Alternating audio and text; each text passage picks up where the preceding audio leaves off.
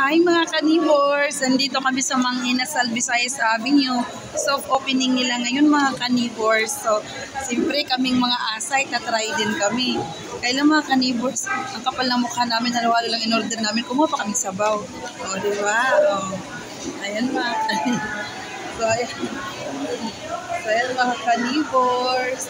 Ayan ang aking kuya. Ayan, halo-halo lang in-order namin. Sobrang daming tao mga kanibors. Super. Kumbaga, halo-halo lang naman order namin. Matagal kasi maraming tao mga kanibors dinudumog. Ang ganda kasi lang location nila ngayon dito sa Visayas Avenue. Naka-open lang. So ayan no, alam naman natin Mang Inasal talagang famous na famous. So baka Mang Inasal, bekera naman. Limutin mo na kami ng isang chicken charot. Charot ng mga kanibors.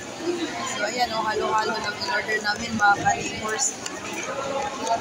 Try lang kami kasi siyempre bago open, dito lang to, malapit lang din sa amin ng mga kanibors bahay. Kaya ayan, namin mga kanibors. So ayan mga kanibors. Sobrang init kasi yan. Ang daming tao mga kanibors, tas ang haba pa ng pila dun sa loob, ay sa loob sa labas. Pila para makapasok sila. So ayan. See you later, alligator mga kanibors.